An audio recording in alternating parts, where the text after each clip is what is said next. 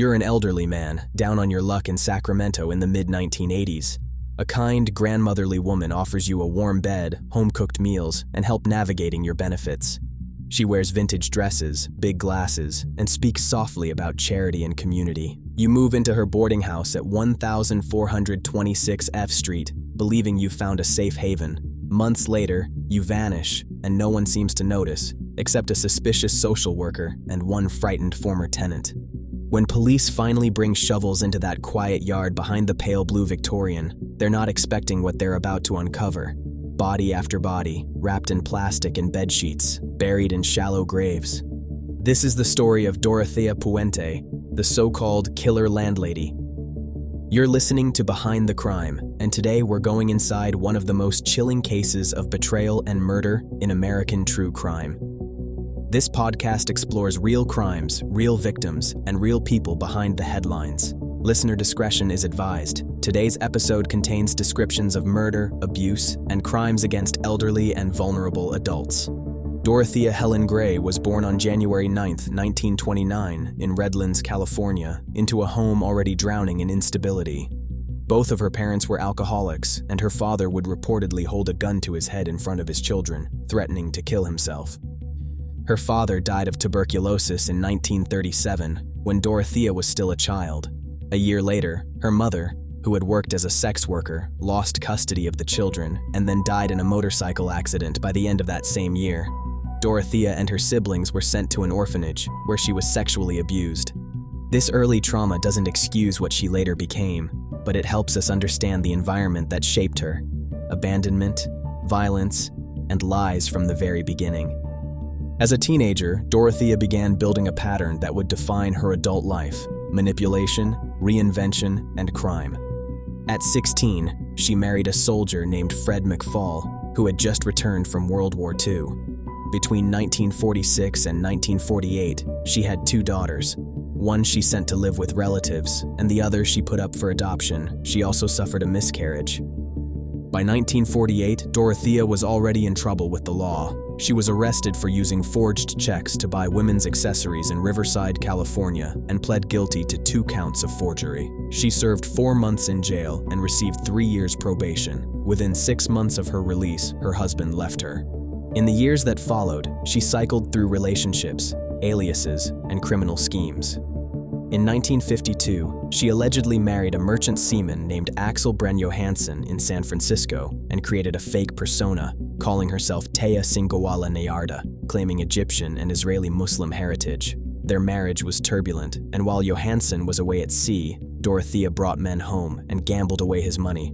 In 1960, she was arrested again, this time for operating a bookkeeping firm as a front for a brothel in Sacramento. She was convicted and served 90 days in county jail. By 1961, after a binge of drinking, lying, criminal behavior, and suicide attempts, Johansson had her briefly committed to DeWitt State Hospital, where doctors diagnosed her as a pathological liar with an unstable personality.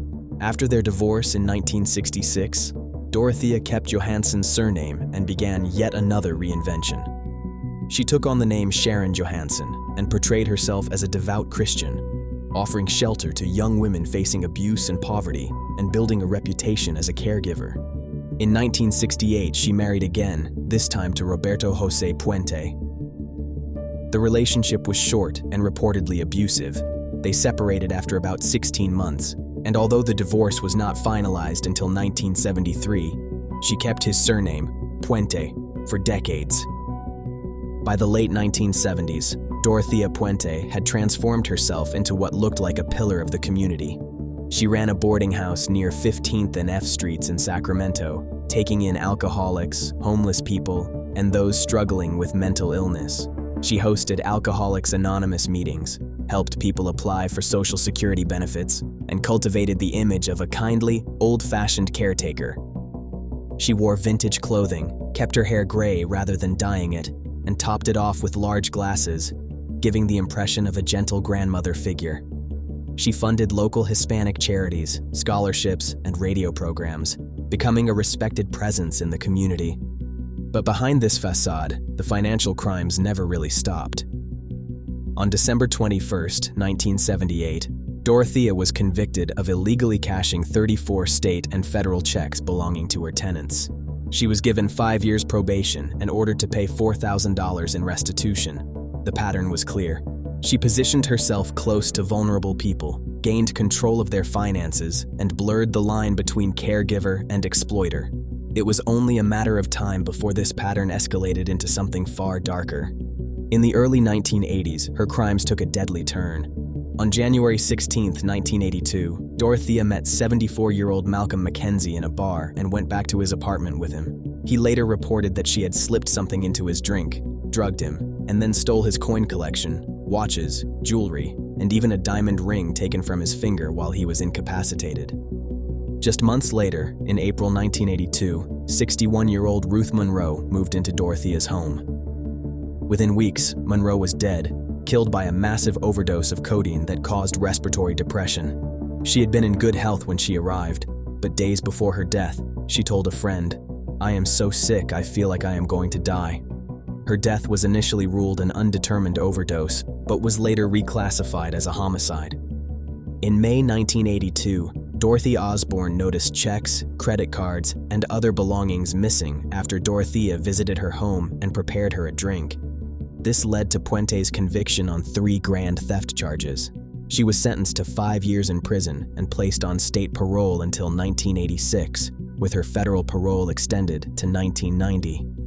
During this prison sentence, she cultivated a new relationship that would soon turn fatal. She began corresponding with Everson Theodore Gilmouth, a 77-year-old retiree from Oregon. In September 1985, Gilmouth arrived at her boarding house with his truck and trailer. On September 9th, Dorothea was released from prison after serving only half of her sentence, and Gilmouth, along with a friend of hers, picked her up. By October, she was writing to Gilmouth's sister, stating that she and Everson were to be married on November 2nd. Around this time, she hired a handyman, Ismael Flores, to build a large wooden box, 6 feet long, 30 inches wide, and 30 inches deep.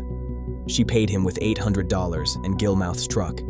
When the box was finished, Flores noticed it had been nailed shut and was heavy, around 300 pounds. Dorothea asked him to help move it, and they left it near a river an hour from Sacramento. On January 1st, 1986, a fisherman spotted the box, and authorities later found a decomposed body inside, wrapped in plastic bags and a bedsheet. It wouldn't be identified as Gilmouth's remains until December 1988. Meanwhile, Dorothea had forged his signature on the truck's title and continued cashing his benefit checks until July 1986, even sending letters and cards to his sister to maintain the illusion he was still alive. After prison, Dorothea resumed what looked like her old life, running a boarding house, taking in the vulnerable, and presenting herself as a compassionate landlady.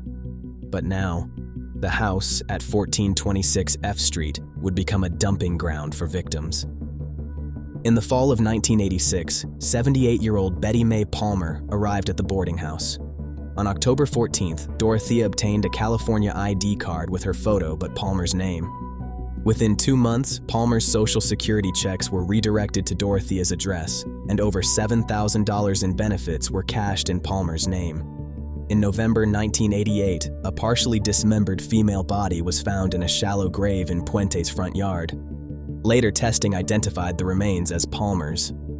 Around the same period, 78-year-old Leona Carpenter overdosed on flurazepam and was in the hospital when Dorothea summoned a notary and obtained power of attorney over her.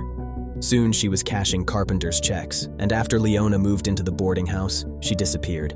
In November 1988, Carpenter's body was found buried in the southeastern corner of the yard, with toxicology showing codeine, diazepam, and flurazepam in her system. In February 1987, 62-year-old James Gallup moved in. Doctors found a potentially malignant tumor in his colon in July, but he never followed through with testing, because Dorothea later told his doctors he'd gone to Los Angeles indefinitely. His body was eventually found buried beneath a gazebo, with multiple medications detected in his brain and liver, including amitriptyline and flurazepam. Another tenant, 58-year-old Eugene Gamble, was found dead in 1987 from what appeared to be a suicide by amitriptyline and alcohol. Though she was never charged in his death, investigators would later consider him a possible victim. In October 1987, 61-year-old Vera Faye Martin was placed in Puente's care. Dorothea forged Martin's social security checks beginning just days later. By the time Martin's body was found under a metal shed in the yard in 1988, more than $7,000 had been taken. That same month, Dorothy Miller, 65, moved into an upstairs flat in the house. By November, she vanished. Dorothea hired a carpet cleaning service to deal with what she called a pile of foul-smelling slime in Miller's room, then continued cashing Miller's checks, totaling over $11,000 even after Miller was gone. Miller's remains were later found under a slab of concrete near rose bushes, with sedatives and anti-seizure medications in her brain tissue. Over and over, we see the same pattern. A vulnerable person moves in. Dorothea gains control over their benefits. They vanish, and she continues to cash their checks while sending excuses to anyone who asks questions. Dorothea's crimes might have stayed buried, literally, if not for the persistence of people on the outside. In November 1987, a former tenant named Brenda Trujillo wrote to the Social Security office, accusing Dorothea of stealing about $3,500 of her checks. Trujillo said Puente had drugged her and contacted her parole officer, getting her sent back to jail and blocking her from receiving the benefits herself. But the turning point came with Alvaro Bert Gonzalez Montoya, a 51-year-old man with mental health challenges who moved into the boarding house in February 1988. By March, Dorothea was listed as the payee for his benefits. In August, he was last seen at the house. He missed an important appointment later that month. When social workers tried to reach him in the following months, Dorothea kept offering different stories, saying he had gone to Mexico or that he'd relocated. She even enlisted a former convict working in her yard, asking him to call the social worker pretending to be Montoya's brother-in-law. He used the name Michelle Obergone and claimed he'd taken Montoya to Utah. The social worker, suspicious, told Dorothea she was going to contact the police. Later, that worker received a letter, supposedly from Obergone, wrapped in a paper towel to avoid fingerprints. This might sound like the plot of a movie, but it was real, and it was enough to push authorities to act. On November 7, 1988, police interviewed John Sharp, a former resident of the boarding house, about Montoya's disappearance. At first, he repeated Dorothea's version of events, saying he'd seen Montoya recently. But then, he slipped a note to the officer that read, "She wants me to lie to you." Sharp later told police what he really knew, and on November 11th, a detective returned to 1426 F Street. With Dorothea's permission, officers started digging in areas of the yard that looked recently disturbed. Within 30 minutes, they uncovered human remains. As more digging continued, bodies kept turning up, buried around the property, wrapped in bed sheets and plastic. The kindly landlady now stood at the center of what was effectively a backyard cemetery. While officers were focused on the dig, Dorothea quietly slipped away. 2 days later, on November 13th, an all-points bulletin was issued for her. Dorothea took a bus to Los Angeles and checked into a motel, trying to blend in as just another elderly woman in a big city. At a local bar, she introduced herself under an alias, Donna Johansson. There, she met a man named Charles Wilge. The next day, he recognized her on a CBS morning newscast about the Sacramento murders. Wilges contacted Gene Silver, a CBS employee, and together they alerted the police to Dorothea's location. On November 16, 1988, officers arrested her at the Los Angeles motel. The image of her arrest, this small elderly woman in large glasses, accused of burying her tenants in her backyard, captured the country's attention. On November 17, 1988, Dorothea Puente was flown back to Sacramento and booked into the county jail. She was initially charged with the murder of Alvaro Montoya.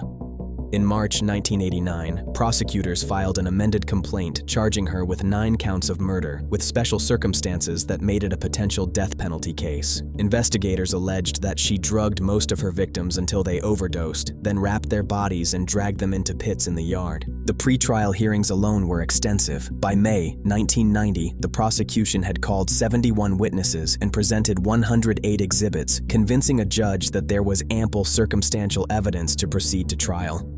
Dorothea pleaded not guilty. After multiple delays and a change of venue to Monterey County, the trial finally began on February 9, 1993. It was a massive case. 156 witnesses testified, more than 3,100 exhibits were admitted, and over 22,000 pages of transcript were recorded. The jury deliberated for 11 days before telling the judge they were deadlocked on all 9 counts. The judge ordered them to continue deliberating. On August 26, 1993, they finally reached a partial verdict. Dorothea Puente was convicted of 3 counts of murder, those of Benjamin Fink, Leona Carpenter, and Dorothy Miller. They remained deadlocked on 6 other alleged victims.